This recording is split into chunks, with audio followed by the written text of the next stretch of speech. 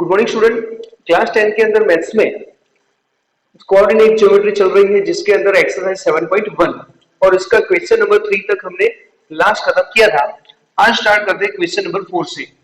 तो question number 4 के अंदर check with the point 5 -2 6 4 7 -2 are vertices of an आइसोस्केल ट्रायंगल। मतलब ये जो वर्टिसेस है वो आइसोस्केल ट्रायंगल के है, मतलब उसकी कोई भी दो साइड, ट्रायंगल की दो साइड इक्वल होगी, उसको हम बोलेंगे आइसोस्केल ट्रायंगल। उसके बाद मैंने क्वेश्चन नंबर 5 भी डायग्राम ड्रॉ कर दिया है, क्वेश्चन नहीं लिखा है, वो बाद में। सबसे पहले क्वेश्चन नंबर 4 को खत्म करते हैं।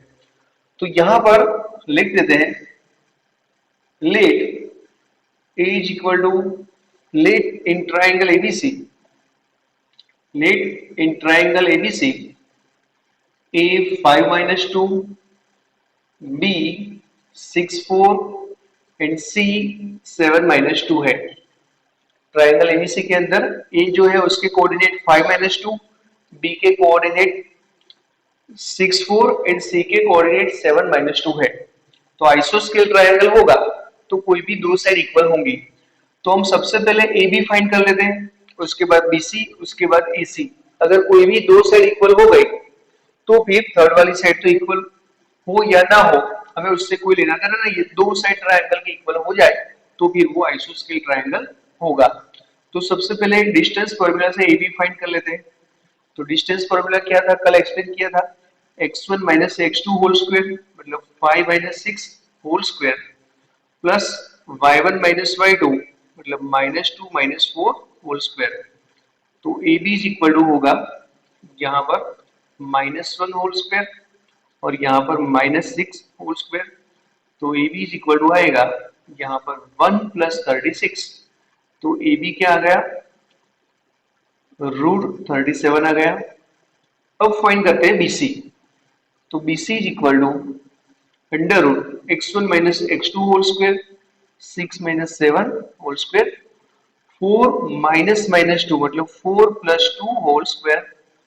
तो BC इज इक्वल टू होगा -1 स्क्वायर प्लस यहाँ पर कितना होता है 6 स्क्वायर, मतलब BC square is equal to 1 + 36। तो BC क्या आ गया, √37 आ गया। तो ट्रायंगल के अंदर दो साइड जो थी वो इक्वल आ गई। तो हम लिखेंगे therefore in triangle ABC AB is equal to BC, therefore these vertices are of the isosceles triangle. Therefore 5 - 2 6 4 and 7 - 2 are the vertices of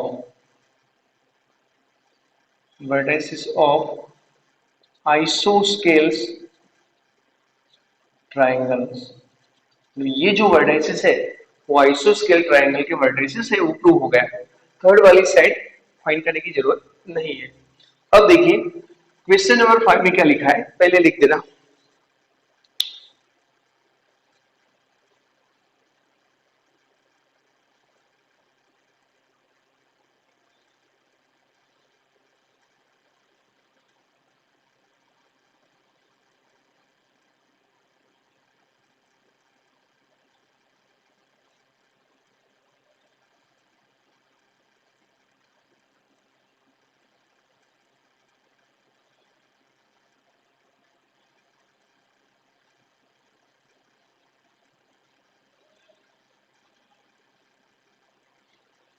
classroom के अंदर A, B, C और D नाम के जो चार फ्रेंड है उनको एक जगह पे बिठा दिया और फिर आपको उनकी पोजीशन डिसाइड करनी है। मतलब A का कोऑर्डिनेट कौन सा होगा, B का कौन सा होगा, C और D का कोऑर्डिनेट कौन सा होगा, वो डिसाइड करना है।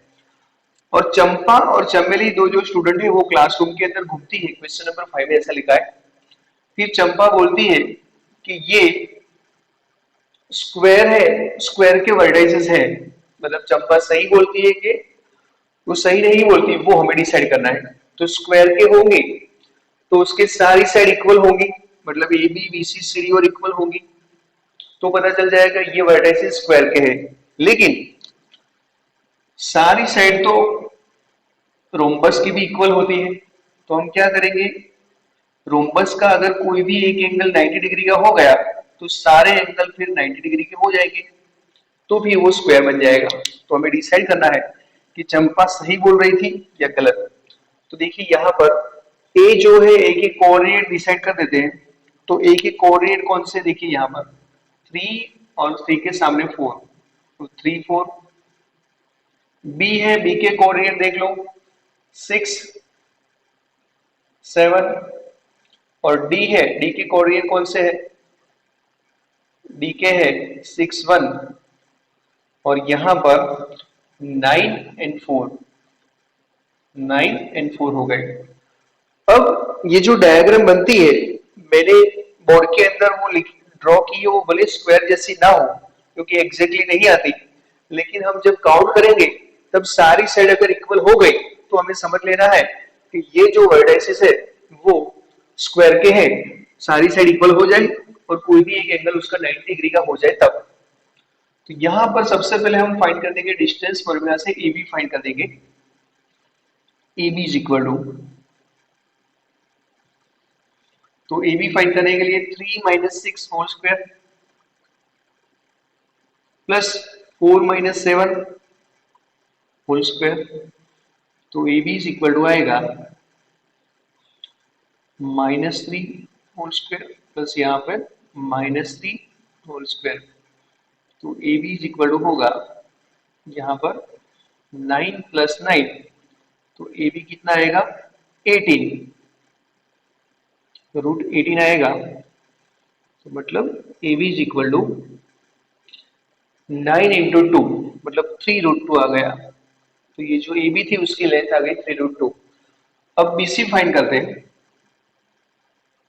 डिस्टेंस फॉर्मूला से, 6 minus 9 whole square plus 7 minus 4 whole square, B C is equal to होगा -3 स्क्वायर प्लस यहाँ पर 3 स्क्वायर, तो B C is equal to आएगा 9 प्लस 9, तो फिर बी सी क्या आएगा 18, तो बी सी का वैल्यू भी कितना आ गया 3 रूट 2। अब फाइंड कर देते हैं, सी डी फाइंड कर देते हैं।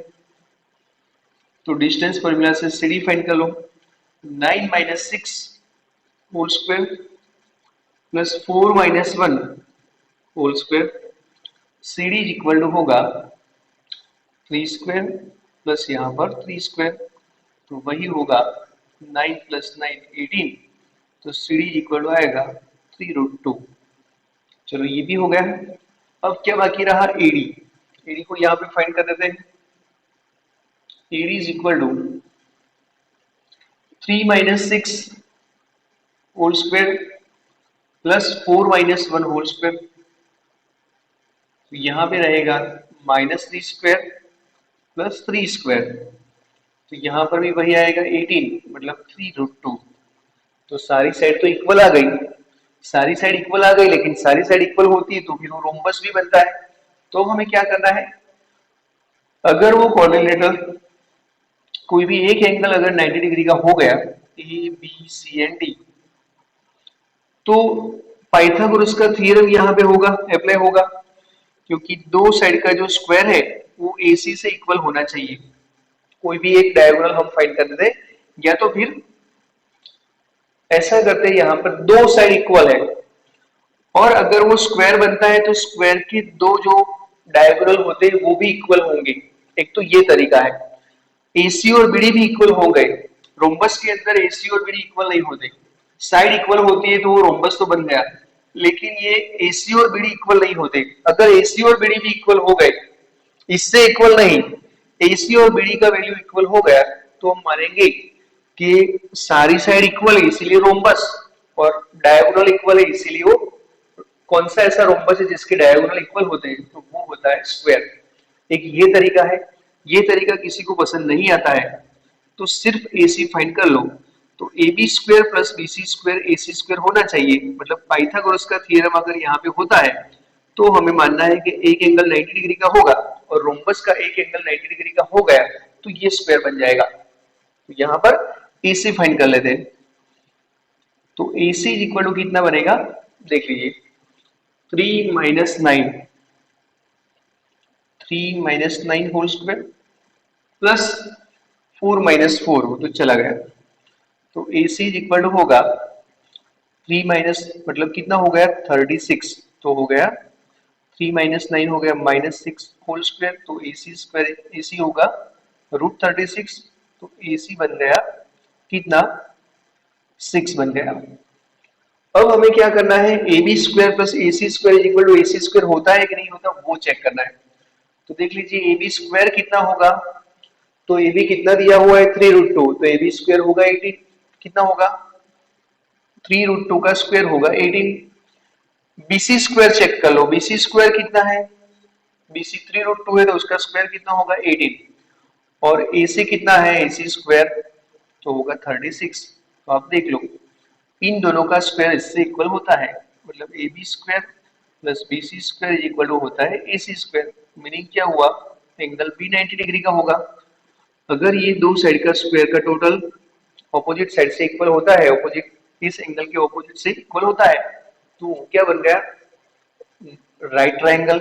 मतलब ये एंगल 90 डिग्री का हो गया और रोम्बस के अंदर कोई एक एंगल 90 डिग्री का हो गया तो सारे 90 डिग्री के हो जाएंगे। तो यहाँ पे लिखेंगे therefore in quadrilateral ABCD AB is equal to BC is equal to CD is equal to AD है, मतलब सारी साइड इक्वल है AB BC CD और AD, एंड एंगल भी is equal to 90 degree.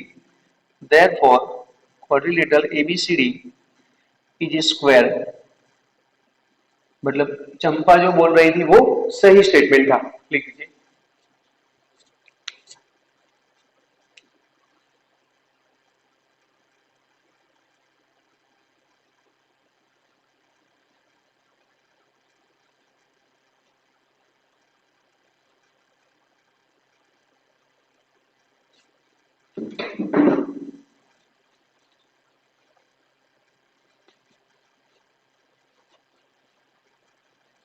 Question number 6, question number 6 मैंने अपने right side लिखा हुआ है, इसको मैं यहां लिख देता हूं।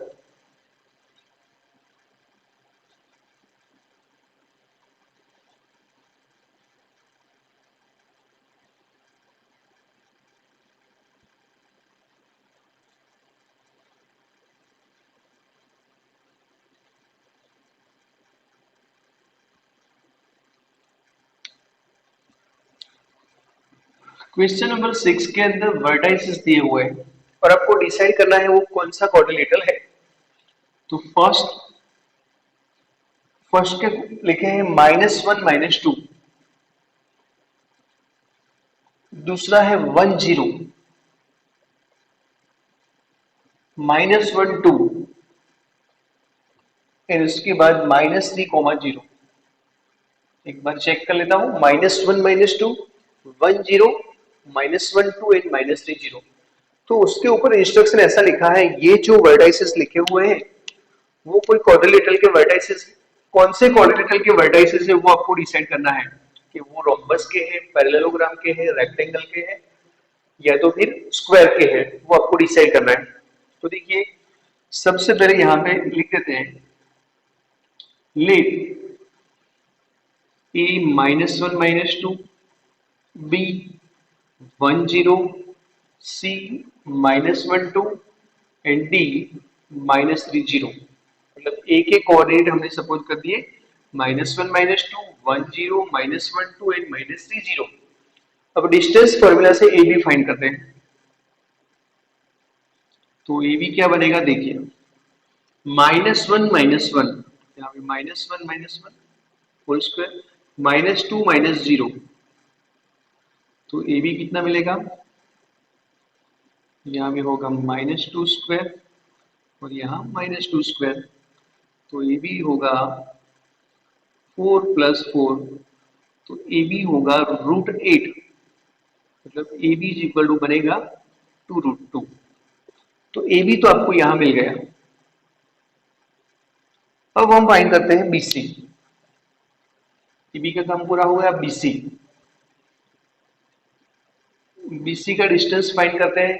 एक्सरसाइज 7.1 है, उसके अंदर सारे सम डिस्टेंस फॉर्मूला के हैं। 1 माइनस माइनस 1 मतलब 1 plus 1 whole square, 0 minus 2 whole square. तो BC इज इक्वल टू बनेगा 2 स्क्वायर प्लस माइनस 2 स्क्वायर। तो BC इज इक्वल टू होगा 4 प्लस 4।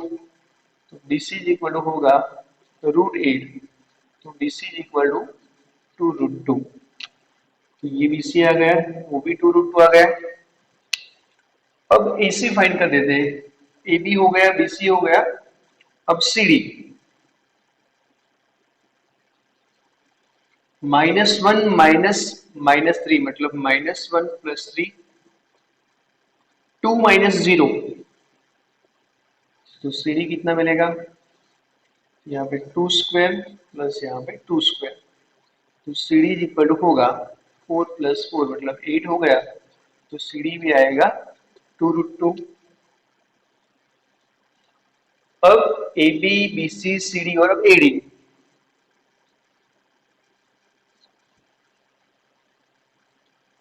-1 माइनस माइनस 3 मतलब -1 plus 3 whole square, -2 minus 0 whole square. AD is equal to होगा 2 square और -2 square. यहां पर भी वही आएगा, क्या आएगा? 4 प्लस 4 मतलब √8 मतलब 2√2। तो सारी साइड इक्वल हो गई। अब सारी साइड इक्वल हो गई तो यहां से तो आप डिसाइड कर सकते हैं, सारी साइड इक्वल होती है तो वो या तो फिर वो रोम्बस होगा, ABCD। यहाँ पे सारी मेजरमेंट है 2√2, 2√2, 2√2 और 2√2। तो सारी साइड तो स्क्वायर के भी इक्वल होते हैं और रोम्बस के भी इक्वल होते हैं। तो डिसाइड कैसे करना कि वो रोम्बस का वर्टिसिस है या स्क्वायर का वर्टिसिस है? तो आपको यहाँ पर दो रास्ते हैं। डिस्टेंस फॉर्मूला से AC और BD फाइंड कर लो। अगर डायगोनल इक्वल हो जाते हैं तो स्क्वायर, नहीं हो जाते तो रोम्बस। दूसरा रास्ता ये है कि AC फाइंड कर लो और फिर पाइथागोरस का थ्योरम कर लो। अगर AB square plus BC square is equal to AC square हो जाता है तो फिर कोई एक एंगल 90 डिग्री का हो गया, और जिसका एंगल 90 डिग्री का होता है और सारी साइड इक्वल होती है वो फिर स्क्वायर होगा। तो वहां से भी पता चल जाएगा। तो अब हमें क्या करना है, देखिए AB स्क्वायर आपको पता है, AB 2√2 है, तो फिर AB स्क्वायर कितना बनेगा? दोनों ही साइड स्क्वायर करेंगे तो 8। BC पता है तो BC स्क्वायर कितना होगा? 8। सिर्फ हमें AC फाइंड करना है। तो डिस्टेंस फॉर्मूला से AC फाइंड कर लेते हैं, डायगोनल फाइंड कर लेते हैं। तो AC square is equal to